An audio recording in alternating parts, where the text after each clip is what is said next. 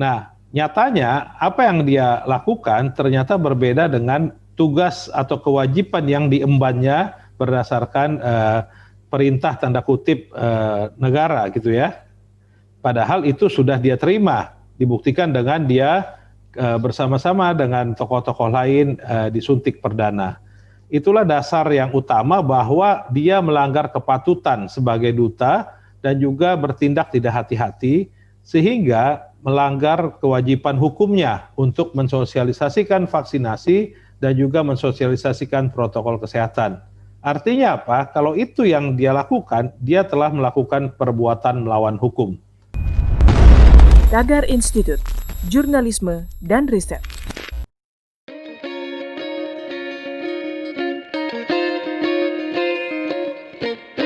Halo Tagarians, para penonton Tagar TV dan juga pembaca Tagar ID, ketemu lagi sama saya, Kori Olivia. Hari ini kita mau bahas tentang pengacara hak konsumen David Tobing yang memperkarakan kehadiran artis Raffi Ahmad ke sebuah pesta pasca mendapatkan suntikan vaksin COVID-19 perdana pada 13 Januari 2021. Menurut David Tobing, apa yang dilakukan Raffi Ahmad itu tidak pantas, tidak memberikan contoh yang baik. Seorang tokoh publik dan influencer terkemuka yang sudah diberi kepercayaan negara, tapi tidak menghargainya. David Tobing sendiri mengajukan gugatan dalam kapasitasnya sebagai seorang advokat yang wajib menegakkan hukum dan juga sebagai warga negara yang peduli akan penanggulangan COVID-19 dan mendukung program vaksinasi yang dilakukan pemerintah. Tapi, bukannya mendapatkan dukungan, David Tobing malah mendapat banyak hujatan dari netizen. Disebut pansos, alias panjat sosial. Untuk membahas masalah ini lebih lanjut, saya sudah bersama dengan Bapak David Tobing, pengacara sekaligus Ketua Komunitas Konsumen Indonesia.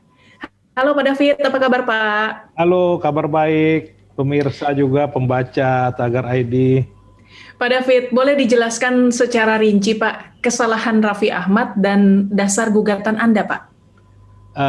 Mungkin saya akan mengatakan ini bukan langsung kita bilang kesalahan, tetapi saya menggugat ini karena saya menganggap bahwa Raffi telah melakukan perbuatan melawan hukum. Nah, ada yang disebut norma. Norma itu di atas undang-undang maupun peraturan, yaitu norma kepatutan dan kehati-hatian dalam bertindak. Raffi ini sebagai duta yang dipercaya oleh pemerintah menerima vaksin pertama bersama Presiden, itu sudah mengemban tugas, yaitu harus berhati-hati dalam bertindak dan juga harus mensukseskan program vaksinasi melalui sosialisasi program dan juga protokol kesehatan. Nah, nyatanya apa yang dia lakukan ternyata berbeda dengan tugas atau kewajiban yang diembannya berdasarkan perintah tanda kutip negara gitu ya. Padahal itu sudah dia terima, dibuktikan dengan dia bersama-sama dengan tokoh-tokoh lain disuntik perdana. Itulah dasar yang utama bahwa dia melanggar kepatutan sebagai duta dan juga bertindak tidak hati-hati sehingga melanggar kewajiban hukumnya untuk mensosialisasikan vaksinasi dan juga mensosialisasikan protokol kesehatan. Artinya apa? Kalau itu yang dia lakukan, dia telah melakukan perbuatan melawan hukum. Nah, nanti saya akan contohkan kok bisa melanggar kepatutan, kehati-hatian nih melakukan perbuatan melawan hukum. Nanti masih banyak contohnya. Nah, ini kenapa Anda tidak gugat ganti rugi aja Pak? Ini kan gugatan perdata. Ya, di dalam perbuatan melawan hukum itu ganti rugi tidak melulu berbentuk uang. Bisa juga berbentuk satu perintah yang dimintakan ke hakim agar keadaan dikembalikan ke posisi semula. Bisa juga berbentuk permintaan maaf. Nah, ini ada di referensi-referensi atau teori-teori hukum, ya kan? Nah, justru ini saya mau mengedukasi masyarakat bahwa harus dimintakan tanggung jawab, ya kan? Tidak harus uang. Itu yang saya minta juga tidak uang, tetapi dia melakukan tindakan tertentu, yaitu permohonan maaf di koran, televisi, dan juga mohon hakim untuk melarang dia keluar dari rumah selama 30 hari sejak vaksin kedua. Nah inilah untuk tidak mengulangi lagi perbuatannya. Jadi itu jenis-jenis tuntutan Anda kepada Raffi Ahmad ya Pak ya? Ya, itu yang saya mintakan. Oke, nah video pesta dan juga foto yang beredar yang viral itu tidak hanya Raffi Ahmad yang ada di pesta itu, tapi ada juga Komisaris Utama Pertamina Basuki Cahayapurnama. Apakah gugatan Bapak sebatas untuk Raffi Ahmad saja atau juga kepada Ahok BTP? Kalau misalnya Pak Ahok atau siapapun yang di sana adalah penerima vaksin pertama dan duta dari program vaksinasi, ya akan saya gugat juga. Jadi karena yang menerima vaksin pertama hanya Raffi, ya Raffi lah yang saya gugat. Karena dia tuh mengemban tugas negara, ya kan, dan itulah yang dia langgar. Jadi karena penerima vaksin pertama ya, karena banyak juga nih komentar-komentar netizen yang saya baca adalah mereka justru menyalahkan yang membuat pesta. Kenapa dibuat pestanya gitu? Kalau itu kan ranahnya pemerintah daerah, ranahnya kepolisian. Sekarang banyak kita lihat boleh pesta kawin, ya kan, pernikahan, tapi dengan melaporkan mendapatkan izin. Apakah pesta kawin di tempat perkawinan, aula, ataupun di restoran. Ini juga banyak yang protes ke saya, pemilik restoran banyak protes. Kenapa polisi mau menghentikan pesta yang di rumah? Sementara kami, pemilik restoran, kalau mau berkumpul lebih dari berapa orang, berapa puluh orang, itu harus izin katanya. Nah, saya katakan ya, tanyakanlah kepada Pemda maupun kepolisian gitu kan. Karena saya memang urusannya hanya kepada si duta ini, ya kan, bahwa dia tidak mengemban tugasnya. Jadi saya nggak ada urusan dengan pemilik rumah, dengan Ahok misalnya yang datang ke sana, karena yang merepresentasikan saya adalah Raffi, dia itu merepresentasikan masyarakat. Makanya saya mengajukan gugatan ini atas nama publik gitu. Nah, ini kan Pak David menggugat Raffi Ahmad seorang artis terkenal ya, banyak penggemarnya. Dan tidak sedikit juga komentar yang saya baca di netizen mengatakan bahwa Anda pansos atau panjat sosial, menggunakan kesempatan untuk menaikkan popularitas diri. Bagaimana komentar Anda, Pak?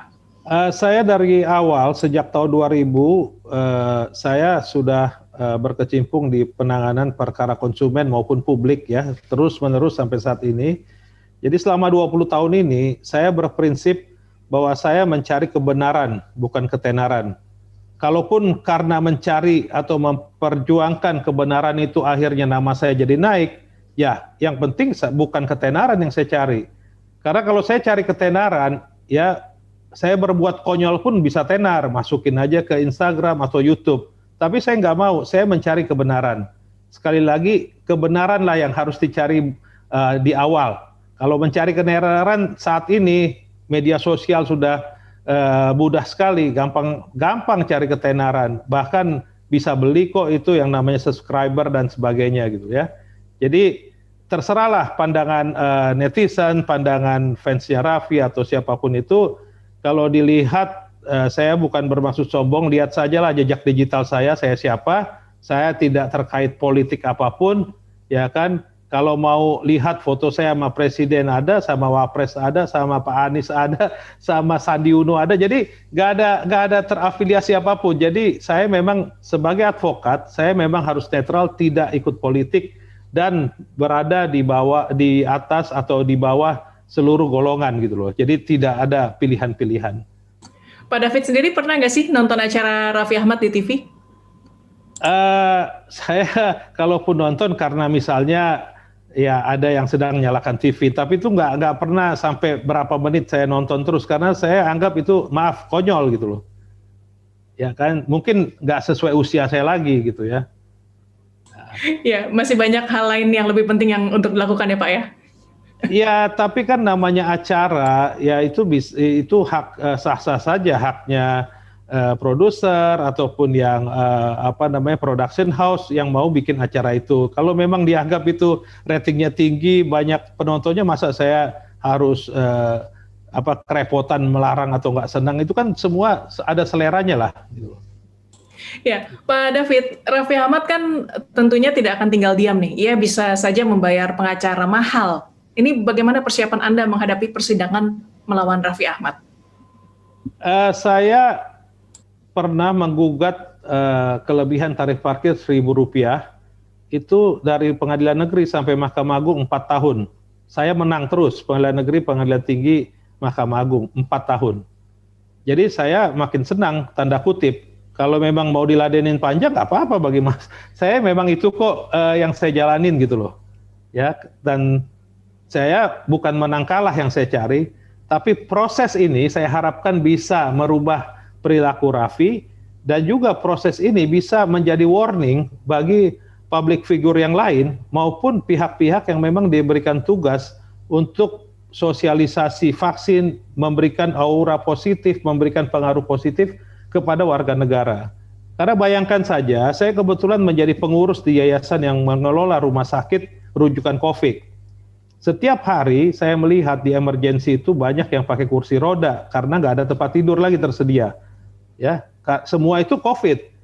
Nah, bayangkan bagaimana perasaan yang seperti itu, bagaimana perasaan keluarga yang anggotanya meninggal karena COVID, bagaimana yang penyintas COVID, melihat orang yang diberikan privilege pertama kali menerima vaksin, tetapi malah memperlakukan kelakuannya itu malam harinya langsung bertolak belakang gitu.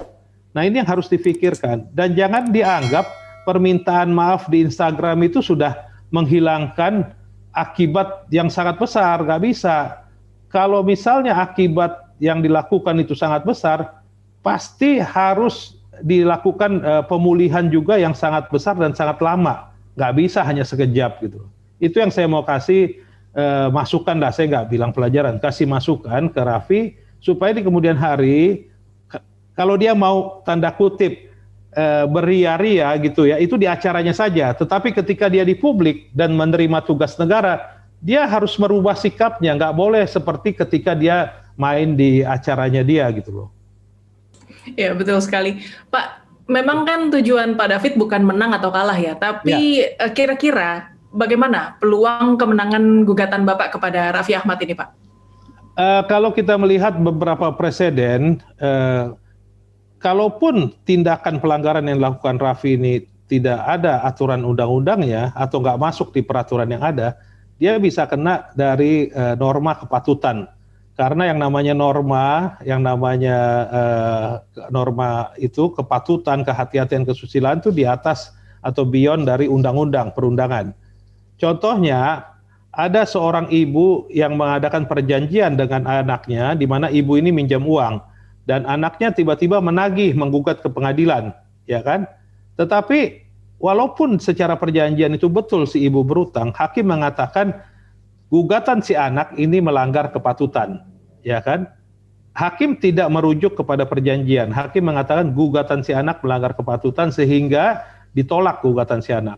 Apa pertimbangan hakim? Karena si anak nggak akan bisa membayar hutang ibunya yang dia sudah lahirkan, besarkan, bimbing sampai si anak sekarang. Jadi justru si anak lah yang berutang ke ibu. Ini salah satu contoh norma. Kemudian ada lagi norma kepatutan dan kesusilaan. Ada seorang pria berpacaran menjanjikan kepada pacarnya, nanti kamu akan saya kawini, akan saya nikahi. Ternyata tidak dilakukan. Dan akhirnya si pacarnya ini menggugat ke pengadilan dan Mahkamah Agung mengabulkan gugatannya, yaitu dikatakan bahwa janji terhadap si wanita, si pacar ini adalah melanggar hukum. Karena apa? Karena ini melanggar kesusilaan dan kepatutan. Jadi nggak merujuk kepada peraturan perundangan, merujuk kepada norma.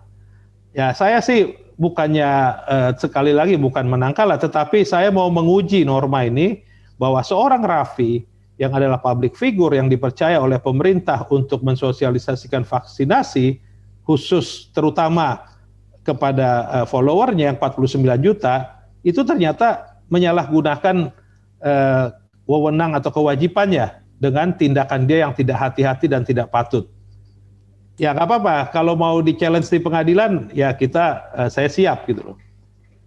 Tapi kalau Raffi Ahmad menawarkan perdamaian, musyawarah mufakat, meminta Anda membatalkan gugatan, Gimana sikap Anda, Pak? Gini, perdata memang one on one, satu pihak dengan pihak lain. Tetapi saya mengajukan ini secara terbuka, publikasi, dan orang mengenal saya sebagai pengacara publik. Jadi apapun proses yang terjadi terhadap perkara ini akan saya beritakan ke publik. Gak bisa diam-diaman, karena saya gak ada urusan. Gak ada saya minta ganti rugi materi, ya kan, mau ditawarkan apa ya coba-coba aja, tapi gak akan saya terima, bahkan saya adukan ke yang berwajib gitu loh. Saya hanya mau ini betul-betul dia minta maaf secara serius. Kemarin seorang reporter acara televisi di Inggris ya, itu kedapatan turun dari taksi tidak pakai masker. Akhirnya ada yang foto. Apa yang dia lakukan? Besok harinya dia meminta maaf khusus di televisi. Ya, nanti link beritanya ada kalau mau. Jadi maksud saya yang serius, jangan dengan muka yang masih gembira minta maaf di Instagram gitu loh. Tapi di TV maupun di koran. Itu yang saya tuntut. Nah, ini ada berita terbaru, Pak David. Ya. Pihak Polda Metro Jaya menjelaskan bahwa Raffi Ahmad tidak terbukti melanggar protokol kesehatan. Menurut Polda, unsur pasal 93 tidak ada, karena memang hanya 18 orang di pesta itu masuk dengan protokol kesehatan dan juga ada swab antigen. Nah, dengan adanya kabar terbaru ini, gimana Pak David? Apakah gugatan akan diteruskan? Gugatan sudah terdaftar, ya kan? Nggak ada alasan saya untuk mencabut, biarlah hakim yang menilai. Tetapi sekali lagi, saya nggak main peraturan di sini. Saya peraturan itu hanya rujukan, tetapi yang paling penting saya dalilnya adalah dia melanggar kepatutan dan kehati-hatian, ya kan? Ya biarlah hakim nanti yang menentukan apakah memang gugatan ini layak atau tidak. Tetapi satu sisi, ini mohon maaf bukan mendahului, proses gugatan ini merupakan warning kepada semuanya. Dan juga mungkin kepada Raffi ya, karena saya lihat nih tanda kutip kok udah 5 hari ya, 4 hari nggak ada action gitu ya. Ya kalaupun dicuekin nggak apa-apa, biarin aja ntar ketemu di pengadilan gitu. Ya. Ya, pertanyaan terakhir Pak David, kita lihat presiden kita ini sepertinya sering menggunakan artis atau tokoh dengan mempertimbangkan kepopulerannya di medsos ya.